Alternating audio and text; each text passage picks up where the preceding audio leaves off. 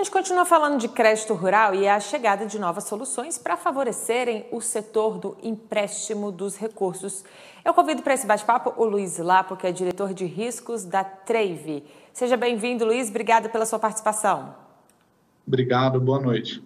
Boa noite. Eu começo te perguntando, Luiz, qual a avaliação de vocês sobre o futuro do crédito rural subsidiado? A gente tem acompanhado aí algumas questões do governo, teve linhas equalizadas suspensas, enfim. Como vocês avaliam, então, que deve ser o próximo caminho desse crédito rural subsidiado? Deve continuar? Deve mudar? Quais são as apostas aí da empresa de vocês?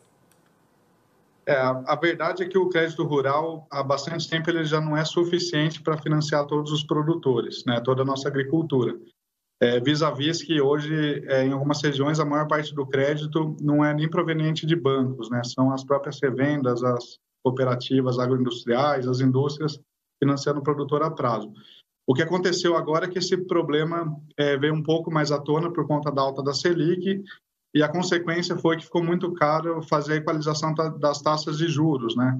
É o principal motivo do governo estar segurando aí a soltar o próximo plano safra, né? As linhas de crédito rural.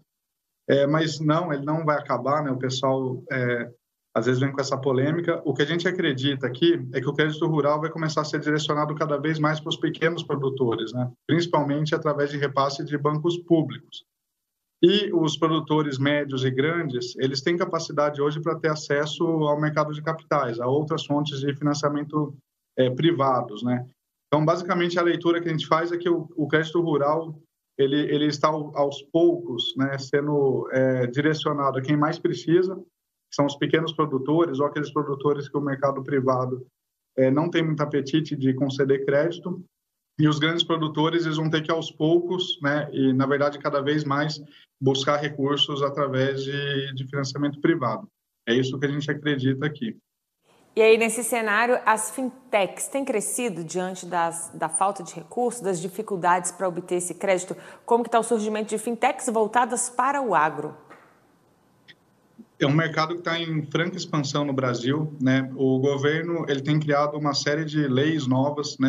Se a gente pegar a nova lei do agro, a lei da CPR, o próprio BNDES com linhas novas, né? Para prestar um aval ou uma fiança em operações de securitização, esse ambiente que o governo está criando visa justamente atrair o capital privado para o setor, né? Até mesmo o redirecionamento de alguns subsídios do crédito rural para o seguro agrícola, né, para tornar-lhe um ambiente um pouco mais seguro e um pouco mais atrativo, né, para o mercado privado. Quem acaba tendo mais agilidade, né, e velocidade para se adaptar a essas novas leis e conseguir dar acesso aos produtores rurais, até mesmo às empresas da cadeia do agro, são as fintechs, né? Então, sim, no Brasil, hoje, a gente está vendo uma ascensão enorme, né? Um mercado muito grande de fintechs voltadas exclusivamente para o agronegócio, tá? E como é que está a oferta, então, desse crédito aí para financiamentos no curto prazo? As instituições têm conseguido acompanhar o crescimento e a expansão do nosso agro? Não tem. As instituições tradicionais não têm acompanhado. Parte se dá até mesmo por conta da alta do custo dos insumos, né? Então, os bancos tradicionais, eles não conseguem sequer aumentar os limites de crédito para compensar a alta dos insumos. Quando a gente coloca no contexto o próprio crescimento natural do nosso agronegócio, que ele vem expandindo ano a ano, ele vem crescendo ano a ano, a gente precisa, de uma maneira geral, buscar recursos, inclusive fora do Brasil, né? Em fundos de investimento internacionais, em bancos internacionais, que até então não tinham muito interesse, não tinham, às vezes, muita visibilidade de investir aqui no nosso setor. Então, nesse contexto, realmente, as fintechs, elas acabam, inclusive, trabalhando em conjunto com bancos, né, em conjunto com fundos de investimento e outros agentes financeiros, para conseguir viabilizar que o fluxo do dinheiro ele saia dos investidores e vá parar na mão do produtor rural. Como o produtor rural tem acesso, como ele fica sabendo, ele já está mais antenado para procurar essas fintechs? A gente vê em cidades do interior muitas cooperativas até também, né? Às vezes é difícil um banco ter acesso, dependendo da região, mas o produtor já está antenado para essas novas soluções? O produtor ele tem começado a se atentar a essas soluções. O grande produtor, sim, ele já acessa diretamente esse mercado de capitais. Os produtores médios e pequenos, eles estão tendo acesso de forma indireta no primeiro momento, né?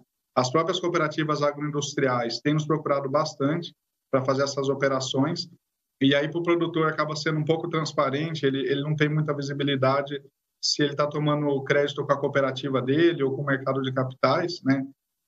Mas o importante é que sim, o recurso está chegando para ele. A outra fonte importante também, né, nesse primeiro momento de acesso a esse mercado é através das agroindústrias, né, das agroquímicas, das empresas de fertilizantes e das revendas agrícolas. Então, essas empresas, elas acabam estruturando operações, tendo acesso ao mercado de capitais e providenciando depois esse crédito de uma forma até indireta, muitas vezes, né, através da venda de insumos a prazo para esses produtores. Mas eu acredito que a gente está num momento de inflexão agora, onde cada vez mais os produtores grandes vão ter acesso a esse mercado, né, o mercado financeiro, principalmente o internacional, e os produtores médios cada vez mais vão começar a ter conhecimento dessa linha, que eu acabo chamando aqui de um recurso adicional, né?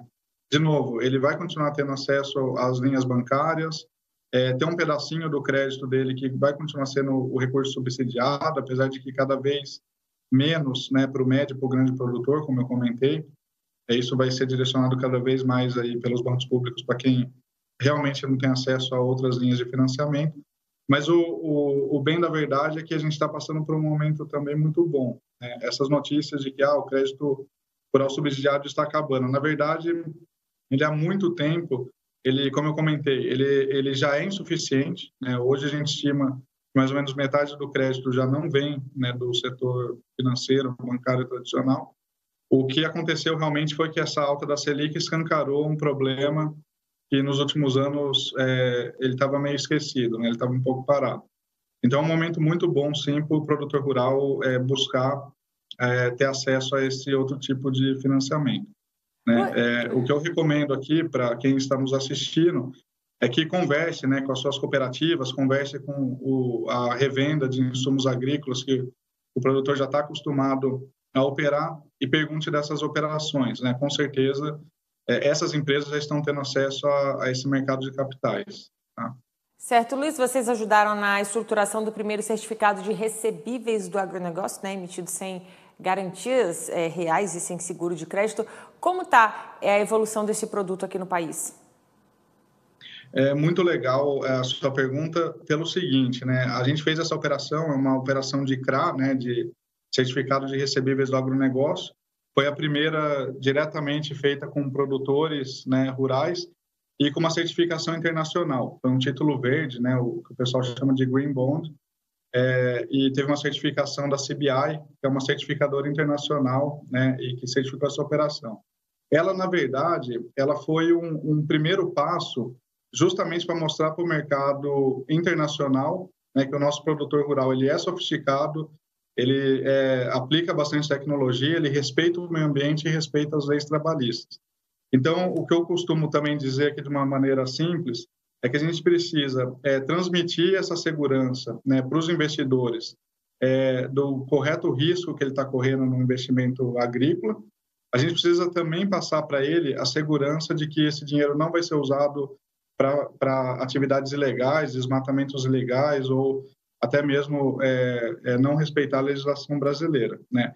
E o que eu gostaria de ressaltar aqui é que, apesar da gente ter feito ano passado, ter sido uma operação pioneira no mundo, né? Foi a primeira que múltiplos produtores acessaram diretamente o mercado internacional e com uma certificação que hoje é uma das mais rigorosas também, a certificação da CBI, né? Que é a Climate Bonds Initiative.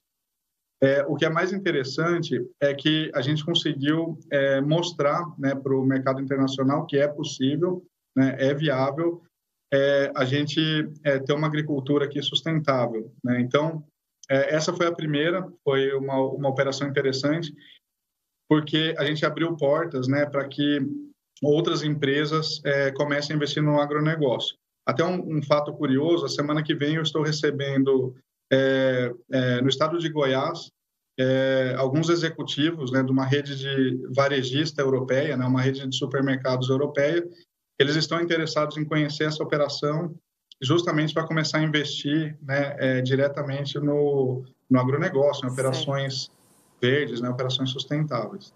Maravilha, Luiz. Olha, muito obrigada pelas suas informações. Depois a gente volta a falar desse assunto que é tão importante para o nosso setor. Uma boa noite para você. Uma boa noite, muito obrigado.